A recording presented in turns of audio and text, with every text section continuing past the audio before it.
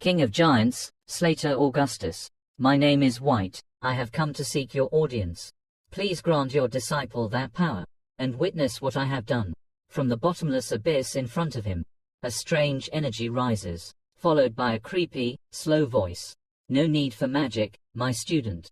I may have been summoned by the dark mage of the living fossil, but my body has not yet turned to stone. The strange energy appears, more and more dense. It pours down like rain in front of him. A giant hand appears, resting on the giant skull beside him. A giant king emerges from the abyss. His hands are shackled with massive chains. Similar to his body, he looks down at White and slowly speaks in a hoarse voice. It's been a long time, hasn't it? My student White, facing the king's piercing red eyes. Staring at him, White feels a little fear in his heart, but he tries to remain calm and says, I have completed it, sir. This is the result. Please take a look. This is the demon statue that White gave to Mr. Lamb not long ago.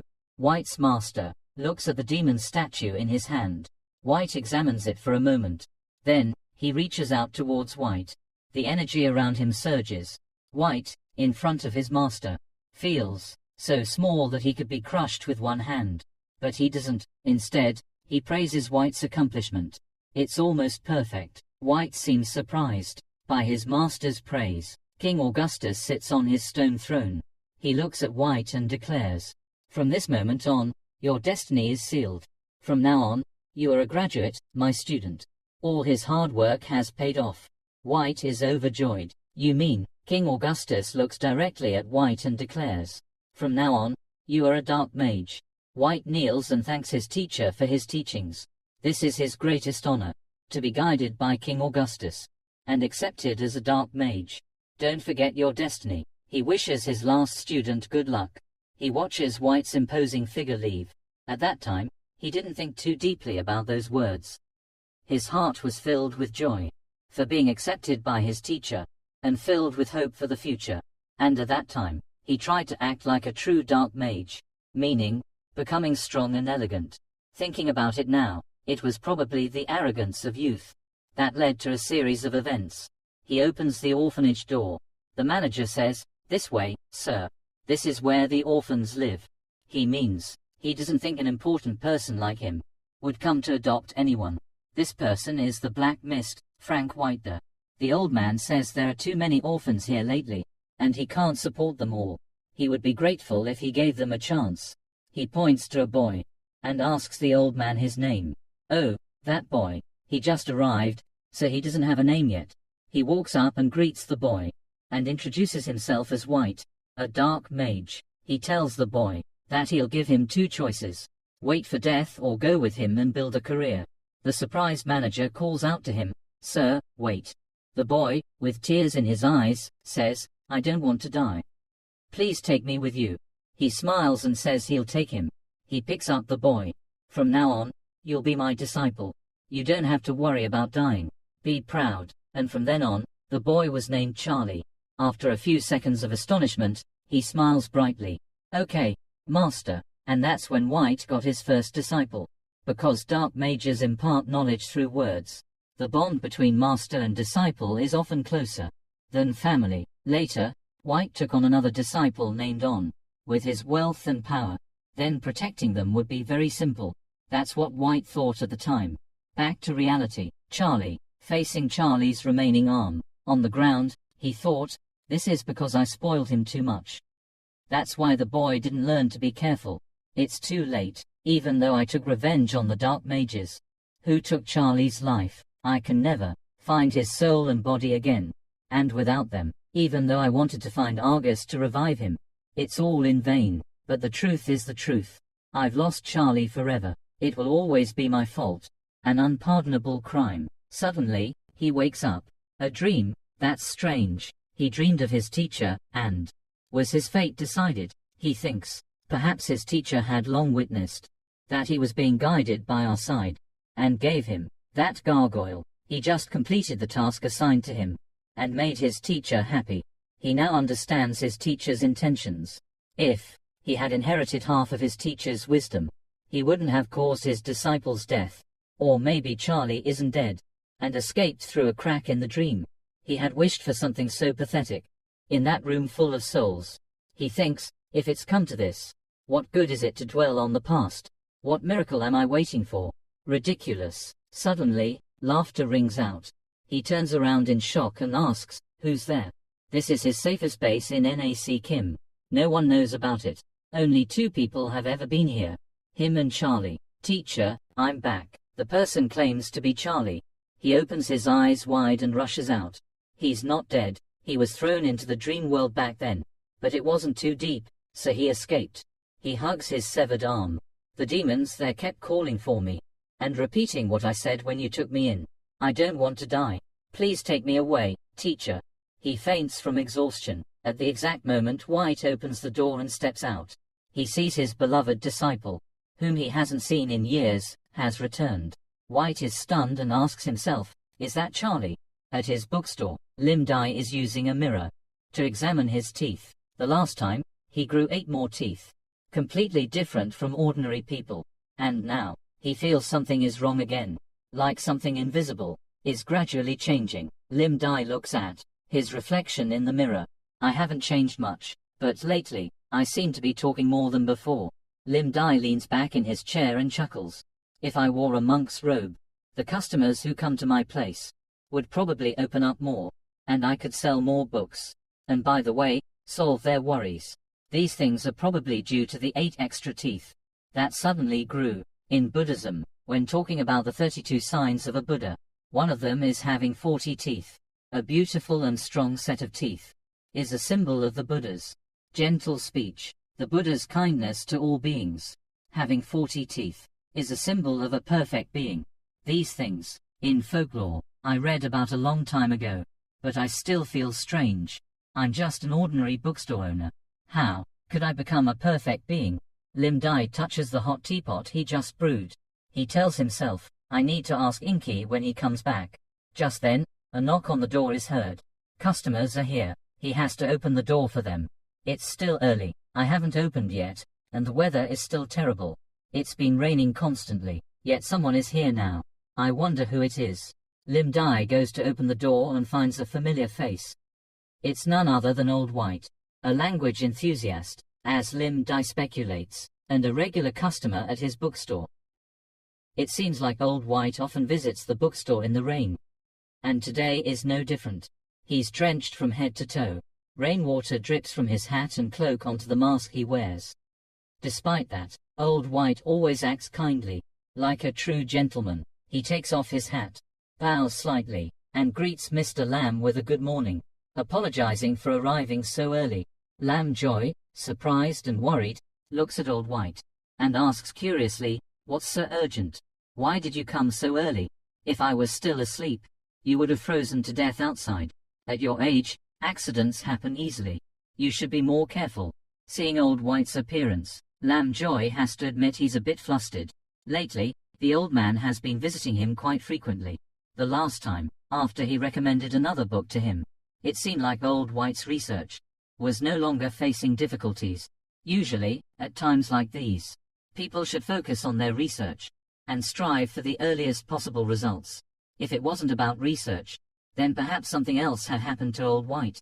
Whether or not, Old White came here seeking his help, Lam Joy doesn't rush to ask.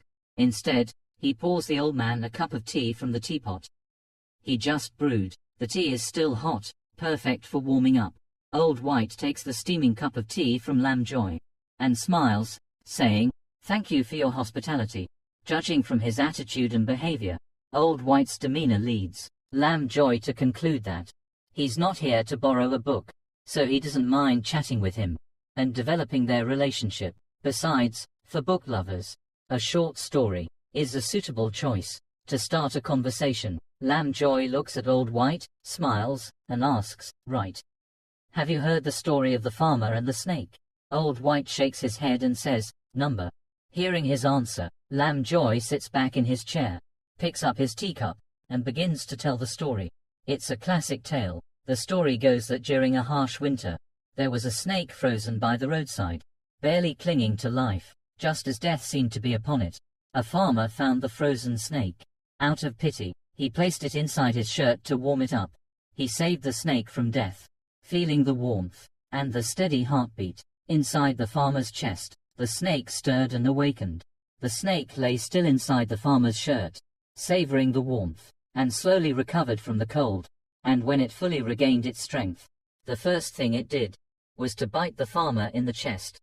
Of course, the farmer was completely unprepared and died instantly. After killing the farmer, the snake slithered away. The story ends in tragedy. This is just a simple fable. Lamb Joy looks at Old White, smiles, and asks, "Who do you think is at fault in the story? The farmer or the snake?" This story isn't about fairness. The farmer showed kindness and pity, and he paid with his life. And in death, he would be blamed for his weakness and foolishness. Or is it the snake's cruelty and coldness? Old White's eyes widen in shock as he looks at Lamb Joy. His whole body trembling, his hand holding the teacup trembles, causing the tea to spill. Just like Lamb Joy's words, it seems like he truly knows his story, and this fable is a warning to him. Outside, a bolt of lightning strikes the earth. Inside the bookstore, an eerie silence falls, somewhat frightening. Lamb Joy clasps his hands together, silently waiting for Old White's answer. Old White is still in shock. After a moment of contemplation, Old White says with a trembling voice, "It's not the farmer's fault. He only acted out of kindness. The snake isn't wrong either. It was just following its instincts." Lamb Joy rests his chin on his hand, picks up his teacup, pretending to sip. The cup is still full. He looks at Old White and smiles, saying, "That's a reasonable and neutral viewpoint. But this story depends on each person's perspective. You should imagine yourself in that role. Why don't you try putting yourself in the character's shoes and see?" Lamb Joy chuckles softly and says, "If you were that farmer, how would you feel?" Old White unconsciously clutches his arm holding the teacup, trying to stop the fear coursing through his body. He says, "Regret, perhaps." Lamb Joy chuckles. "Be more specific." It's not, perhaps. It's his biggest regret. Regret for not understanding the snake sooner, and the reason why he offered his kindness so blindly. There are many bad people in this world, so don't trust anyone too easily, and don't deceive yourself and show weakness. If they don't have a heart, kindness will never move them. Their joy lies in their satisfaction of seeing others let down the guard. Old White looks at his hands, a bitter smile appearing on his face. If someone doesn't have a heart, how can they live? Yes, the Charlie he had met was just a fake. The real Charlie was gone. He should have realized this sooner. Lamb Joy holds a steaming teacup, his gaze seeming to pierce through everything, now fixed on Old White. He smiles and asks, "Do you understand what I mean, White?" Old White clenches his fists, his tangled thoughts slowly unraveling. The only thing left is compromise and acceptance. Then he softly replies, "Yes." Lamb Joy pours more tea into his cup, nodding and saying, "Good." From his observations, Old White seems more relaxed now, and using a short story as an opening seems effective. Now that they've had a pleasant chat, it's probably time to figure out the problem this friend of his is facing. For someone like him, ordinary things wouldn't bother him to this extent, like research or daily routines, for example. His sudden visit, and his desire to talk like this, is quite unusual. Could it be a big problem for a homeless person? To address a homeless person's worries, besides money, it's all about relationships with those around them. From what Old White had told him, he had no family, except for the 2 sons he had adopted, and they weren't very good to him. One was absorbed in his own work and lived abroad. The other only wanted to find his biological parents. Old White seemed reluctant to mention this one. So, the second one, the ungrateful one, wouldn't return to find White. Even if he did, Old White wouldn't be like this. So it can only be the first one.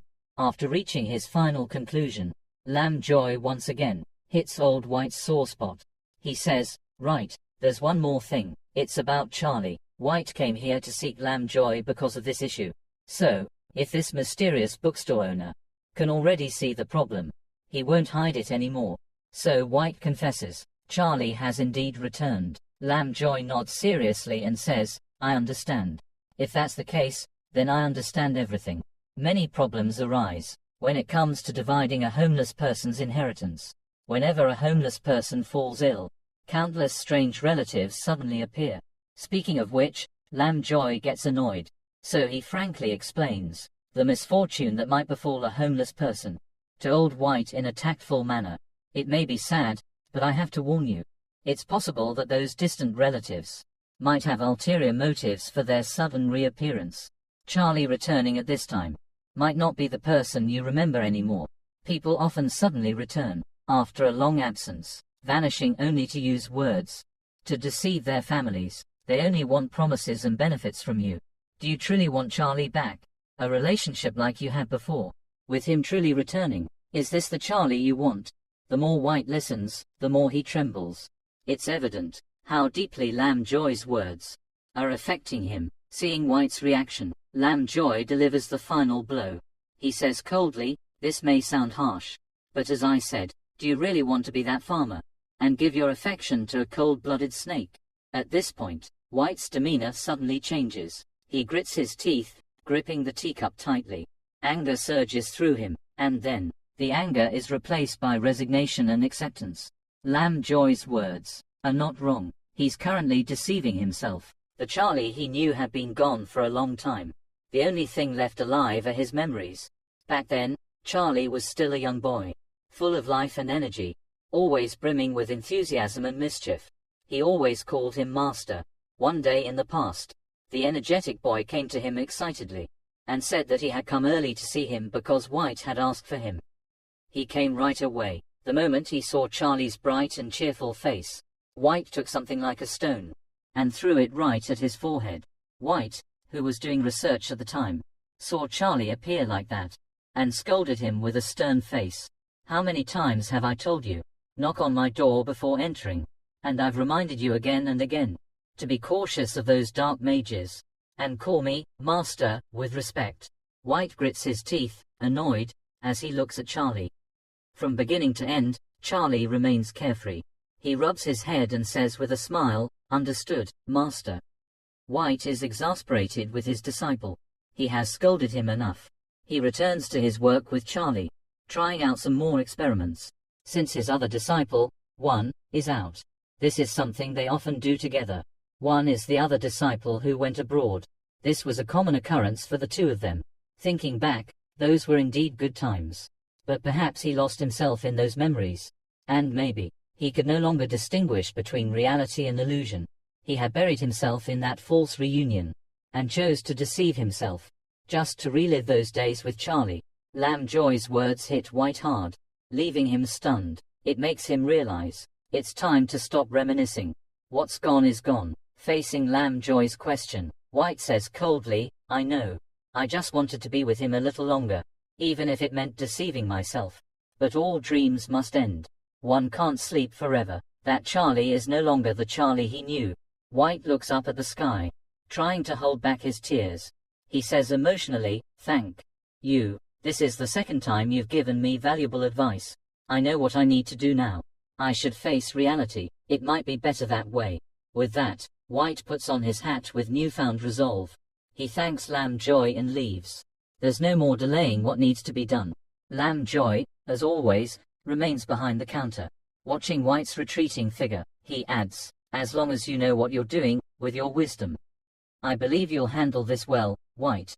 I know it's difficult. He is your son, but if you don't do this, you'll regret it even more. Facing the truth is painful, but recognizing deception sooner is better. It will be good for society and for White." With a friend's compassion, Lamb Joy genuinely believes that he needs to guide White in the right direction. Hearing Lamb Joy's words, White becomes even more determined to handle his affairs. Pulls down his hood. "I was such a fool. I should have found him as soon as possible. I won't give him a second chance." At this time, the disguised Charlie is still in White's house, doing his things, and unaware of the danger that is about to befall him. Through a magic circle that functions like a telephone, the disguised Charlie smirks and says, "The mission is going smoothly, and I've gained old White's trust. Soon, he'll teach me all his spells. For the Red Church, for Lady Muffy." He's about to continue, when a noise comes from the door. The disguised Charlie is forced to end his call. Then Charlie's eyes return to normal. With an innocent look, without any trace of cunning or malice, he runs to the door to greet White's return. White stares at Charlie, his eyes cold, as if he himself were a venomous snake. And then, White smiles, a friendly and kind smile at Charlie, and orders him to bring the sacrificial dagger to him. Hearing the mention of the sacrificial dagger, Charlie is so shocked that he drops the umbrella he was holding for White. His joy so overwhelming, that he can't hide his emotions. On his face, White puts on his mage robe and says, "I have something very important to try. I need to prepare a little. I'll need your help too.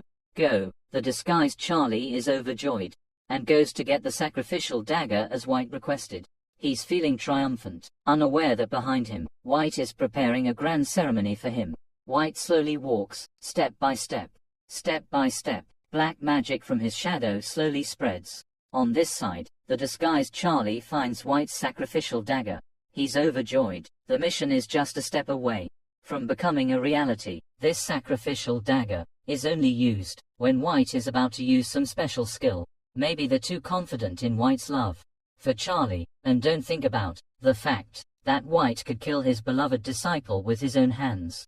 Handing over the sacrificial dagger and his life to White, Charlie is still naive, thinking that White is passing down a special skill to him, and that the mission will soon be accomplished. After the mission is complete, White will lose his usefulness.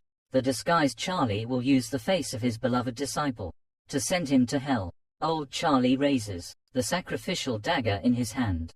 He also interrupts the treacherous thoughts of the disguised disciple. The shadows of the master and disciple stretch out on the cold brick wall. Cold, and blood splatters from the disciple's head. White has truly awakened, acting without hesitation. White slowly pulls out the sacrificial dagger and stabs it into the disguised Charlie's head. The disguised Charlie's hands seem to be in disbelief, never expecting this outcome. His pupils shrink as he stares at White. This is truly a death he never saw coming. Old White smiles at the disguised Charlie, who is slowly losing consciousness. "Rest in peace, my child." Death comes peacefully, looking at Charlie's body lying on the floor, cold, cutting through his elongated shadow. Old White shows no mercy. He walks towards the body, step by step.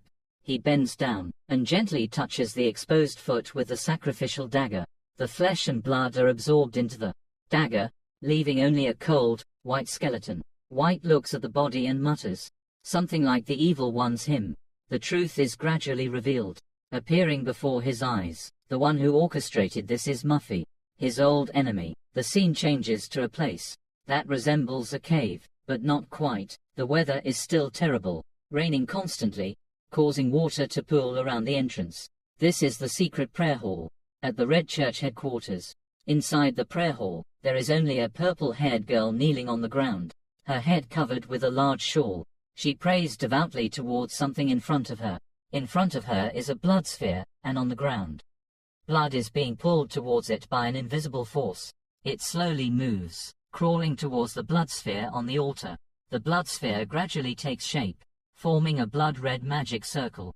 It's clear that this is not something good. Then, blood suddenly drips from the circle, extinguishing 4 of the candles on the stone platform. The blood sphere seems to be affected by something. The atmosphere in the prayer hall changes. Blood flows from the blood sphere more and more, dripping down. The woman dressed as a nun sees this, her face turning pale. She's visibly shaken and takes a few steps back, shocked by the transformation happening before her eyes. The stone platform in front of her is gone. Then, a blinding light appears where the platform disappeared. Next, there's the sound of an explosion. The ground in the prayer hall cracks, almost shattering. The nun standing there seems to be caught off guard by the backlash. She's still in shock, and can't dodge in time. She can only raise her hand to cover her face, and back away reflexively. The loud commotion in the prayer hall can be heard by everyone in the Red Church. They rush inside to see what happened. Inside is the leader of the Red Church, Muffy. As soon as they enter the prayer hall, they become noisy and anxious, asking what happened. But right after, without exception, in front of that scene, no one can hide their horror. The prayer hall, which was supposed to be solemn and peaceful, is now in ruins, filled with smoke, dust, and rubble. Traces of an explosion are still evident, and the nun, Muffy, is nowhere to be found. The secret prayer hall has been destroyed. Rain now falls inside the prayer hall, creating a scene of cold chaos. The people in the Red Church frantically call out Muffy's name. trying to find her. In the rubble, amidst the debris, a hand reaches out, pushing aside a heavy stone slab. Muffy is still alive, but in a rather miserable state. Blood drips from her forehead, her head covering torn. Looking closely, Muffy is also injured on her hand, her whole body aching. It's a miracle she survived the explosion. The people in the Red Church rush to Muffy's side. In the rain, Muffy is covered in injuries. She frowns at him, gritting her teeth as she speculates. She never expected such a strong reaction, interfering with her spell. Perhaps Muffy never imagined that her plan would be disrupted so early, and by an ordinary-looking bookstore owner. Their plan was based on the eternal coffin. It's a treasure with unimaginable power, capable of imprisoning death. That's why it's a forbidden and extremely dangerous treasure. The Red Church used this coffin to bring back Charlie, White's beloved disciple, turning him into a puppet to approach White. The eternal coffin is Muffy's treasure, so she's quite surprised to learn that someone knows so much about it. But on second thought, it's not surprising, because that person is one. Black Mist White's second disciple. You're a true traitor. Even though you're alive, you still want to harm your master. And because you lack the ability, and have a filthy heart, you ran to borrow someone else's hand to harm your master, hiding behind their shield, like a rat, always hiding. Muffy, being the leader of the Red Church, is no ordinary person. One's plan sounds smooth and beneficial for the Red Church, but there's no reason to immediately agree and let him lead us by the nose. Charlie's death was actually caused by one. Seeing how much White cherished his first disciple, he killed Charlie out of jealousy, and ran away with his tail between his legs. It was originally a private matter between White and his two disciples. Logically speaking, their Red Church had no reason to harm White, to make an enemy of a powerful dark mage. It's not a wise move. Muffy's words sounded like fear at first, but on closer inspection, it's actually what you need me to do. You need to give me a convincing reason. One is a cunning person, so he can understand Muffy's implications. The opportunity has arrived, one says, with both fear and excitement. From what I know, the Mirror of Law needs to be fed with life force. Even if White is a destruction-level dark mage, he was defeated by logic, and even Charlie knew his weakness. Hearing this, Muffy's expression suddenly changes. It's no longer the indifference from before, but astonishment. From those words, Muffy now seriously considers what one said. If the plan succeeds, then the life force of a destruction-level dark mage would be very useful. And it's also very rare. After all, White went into hiding after his defeat, and almost lost his life. Even a fool knows that White's power is exceptional, so this is a rare opportunity. Therefore, Muffy doesn't hesitate to seize this opportunity. She immediately agrees to Wan's plan, and demands that he guarantees its success. The plan was supposed to be foolproof, with no signs of failure. But look at her current situation. Her whole body is trembling, unsure if it's from fear or pain. Even if White's power is not what it used to be, perhaps only half, but considering that he killed Charlie without any hesitation, what exactly happened? Something must have happened at that time to make White act like that, and Muffy desperately needs to know what happened. She wants to know to the point of madness. She reaches out, summoning something purple, chaotic, and mystical behind her. She turns her head and looks around. The large stone slabs, guided by her energy, gradually rise and return to their original positions. After all, her power is no joke. Controlling rocks is just a game for her. After everything is restored, Muffy once again summons her eternal coffin. The most important thing for her now is to restore her own strength. The lid of the eternal coffin opens, accompanied by a tremendous commotion. The eternal coffin absorbs something that seems like souls, the life essence of those weaker than it, and the targets here are those in the Red Church. The power the eternal coffin obtains is then transferred into Muffy's body. This also explains why she has such great power and rapid recovery speed. The explosion White created earlier cost Muffy a tenth of her soul. This is what they call poetic justice. Just losing a tenth of her soul is not enough. It's not proportional to her attempt on White's life.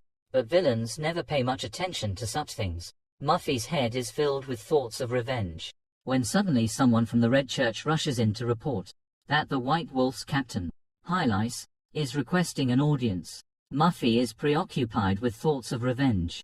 and has just experienced such a painful setback, so she's in a terrible mood, and has no desire to see anyone. She orders her subordinates to refuse the meeting. Unexpectedly, the reason Hylice wants to see Muffy is to explain the reason for Muffy's failure. She obviously can't ignore this. After all, she's dying to know the reason. So Hylice is summoned for an audience. He stands before Muffy and bows, exchanging polite greetings. Actually, Hylice had requested an audience with Muffy many times before, but was always refused. So this time, seeing him, she seems quite happy. She even directly expresses her delight at this connection. Muffy lets him in, not to listen to his ramblings about such meaningless things. Now, she only wants to know why she failed. These tedious procedures are too troublesome and unnecessary. With the cold expression of a fearsome villain, Muffy commands in a deep voice, "Tell me, what makes you so sure that you know why I failed, and the reason why you dare to enter Hunter territory? Before everything is exposed, if it's not convincing, I'll have to believe that you're the reason for my failure. In that case, needless to say, death awaits whoever it is." Usually, those who hear these words would be terrified. Even if he had some clues about why Muffy failed, he couldn't help but be frightened of this person. Sweat pours down his forehead. Facing him now is terrifying pressure. This is the pressure of the annihilation level. This is the first time Hylice has faced this level, so it's natural to be unfamiliar. Upon sensing the pressure, Hylice becomes even more cautious. He musters all his courage to speak, telling Muffy what she wants to know. "Forgive my boldness, but the reason for your failure is you." Muffy naturally doesn't understand this reason. After all, she's very confident in herself, and would never doubt herself. Seeing this, Hylice immediately explains. Previously, John's corpse was infested with a dream world parasite. After investigation, we found it to be a short-lived creature. That's why Muffy believed it wouldn't harm her. That's also why Muffy stopped investigating the bookstore with the dream world parasite and focused more on the creation of the magic mirror. However, I received some very special information. Half an hour ago, when Charlie's death became known, White entered that bookstore. Muffy immediately grasps the key point. Shocked, she looks at Hylice and asks, "You mean?" Hylice nods. He cautiously confirms, "As you suspect, the one who caused White's sudden change and led to the failure of your plan is none other than that bookstore owner." At this moment, Lim Ji still doesn't know that he's being targeted by some powerful figures. He's still leisurely reading in his bookstore. It's been so quiet lately. It makes me want to revisit that dream. Just then, a knock on the door is heard. Lim Ji jumps up, the book in his hands still unread. Lately, customers have been coming in waves. Wave after wave. So many that I don't even have time to read anymore. But customers are gods. How can I refuse them? So Lim Ji immediately puts on a bright smile, welcoming the new customer. "Welcome. Are you here to borrow, buy, or find a book? If you have any questions, feel free to ask." The newcomer appears to be an incredibly beautiful person, with long, flowing blonde hair. Such a beautiful customer. And if you still remember, this is Doris, the beautiful elf who appeared not long ago. No matter how many times I look, from her clothes to her figure and gestures, this girl's appearance is the perfect image of an elf. Right, in Lim Ji's world, there's this thing called cosplay, so this girl must be a professional cosplayer, or something. Seeing this elf cosplayer, Lim Ji can't help but reminisce, remembering the time when he was still on Earth. Because of things like anime, games, and other cultural phenomena, anime and cosplay were very popular. Lim Ji never thought he would meet a professional cosplayer right here in NAC Kim. When I first glanced at her, I thought she was a real elf. This feeling of beauty, an elf girl with blonde hair, entering my shabby bookstore on a rainy day. It's so exciting. Lim Ji is so lost in speculation that he doesn't realize he's staring at Doris. After all, he never expected an elf to appear who perfectly matches his preferences. There's no doubt about it. Now that he dreamed of silver, these long-eared girls are really delightful. While Lim Ji is chuckling and admiring Doris's beauty, Doris is secretly assessing the bookstore owner. That Kwai Chuk too introduced. He shows no surprise. Doris assumes it's because Lim Ji knows she's coming. But who would have thought that he would be neither shocked nor indifferent? That expression, it's like fear, nostalgia, and understanding. This expression can only come from someone who has lived a long life. A human. How could he look at an elf with such an expression? Then, Doris uses her energy to sense the bookstore. Is there a hidden secret somewhere? Or is it possible that this man is not as simple as he appears? And then, my attention was drawn to his mouth. Doris notices that the man in front of her has 40 teeth. They're not naturally occurring, or surgically added. In other words, these teeth suddenly appeared, for some reason, for some unknown reason. So, this bookstore owner cannot be human. But something Doris cannot fathom. If Jisoo is right, and this bookstore owner is omnipotent, then this could be the price he pays. Could it be a lifetime spent inside this bookstore? Or, an ancient being, with a human appearance, a brain and heart of a long-lived creature? Then it's possible, this bookstore owner knows someone from the Alice house. While using her energy to scan the entire store, Doris detects an energy, a familiar aura she's been searching for.